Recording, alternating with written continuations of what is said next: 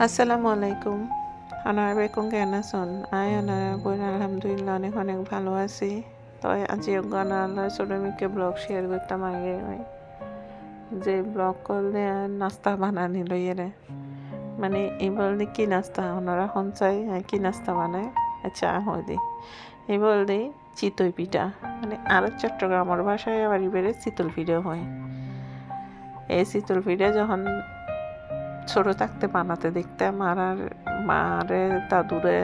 তারা যখন বানাইতাম দেখতাম তখন দেখতাম না চিতই পিঠা বানাবিলেই তারা পাড়াত বইয়েরে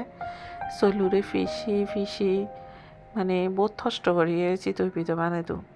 এগিন আবার অলরেডি মানে যে বানাইতো মজাও লাগতো মানে এক ধরনের ওরকম মজা আছিল। গ্রামের বাড়ি যখন দেখতাম মা দাদি তারা অলরেডি এই চিতই পিঠা ওই ফাড়াত বাড়ি বাড়ি এর বানাইতো তখন। আর এখন তো ব্লেন্ডারে ঝুঁকায় গিয়ে গই ব্লেন্ডার মেশিনত চলতে ওলাইয়েরে তারপরে চিতই পিঠা বানাই। এখন বোধ হম করিয়ে মানুষ বানায়। আর এই চিতই পিঠা আবার বোধকে তো ফুলে মানে ফুলকো ফুলকো নয় আর তো আলহামদুলিল্লাহ অনেক ভালোভাবে বলদি চিতই পিঠাও উড়ে এই কে হইন পারি কিন্তু খুব ভালোভাবে ফুলকো ফুলকো হয় একদম নরম সফট হাতেও মজা। এটা আবার নাস্তা দিয়ে রে ওই নে ভিতরে কাটি দিয়ে রে সাইড দিয়ে কিনলে ভিতরে যেন কাঁচা নতা হয় অনেক সময় চিতই পিঠা বানাইলে ভিতরে কাঁচা তাহে যে যেন আমি প্রথমে কান্দুয়েন দিছে আনেম মানে তাড়াতাড়ি ফুলি যার গুই ঠিকই কিন্তু ভিতরে দিতে কাঁচা তাহে যাগুই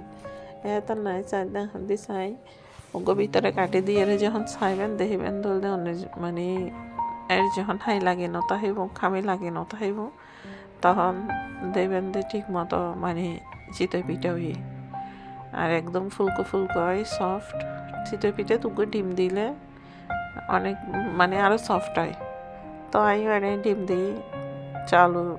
মানে চালরে ব্লেন্ডার করে আবার ভিজাই রাখি রে চালরে এনে ভিজাই না রাখি গরম পানি কুসুম গরম পানিত ভিজাই রাখিলাম ভিজাই রাখি রে ব্লেন্ডার করি আবার আরও পানি মিক্স করে ফিরকে দিই না কুসুম গরম পানি দিয়ে মিক্স করে এরকম করে ডিম ভাঙি দিই এই তো লবণ ডিম ভাঙি দিই তারপর একটু করে বেকিং সোডা দিই আর কিছু দেওয়ানো পরে বেকিং সোডাও দেওয়ানো পরে উড়ি যে এত যুগত মা দাদি হলে যখন বানাই তখন কি বেকিং সোডা আছিল নে নো আছিল তখন হলে মানুষ এমনি সোডা আছিল সোডা তারপরে ইউজ নকরতো কিন্তু তাড়াতাড়ি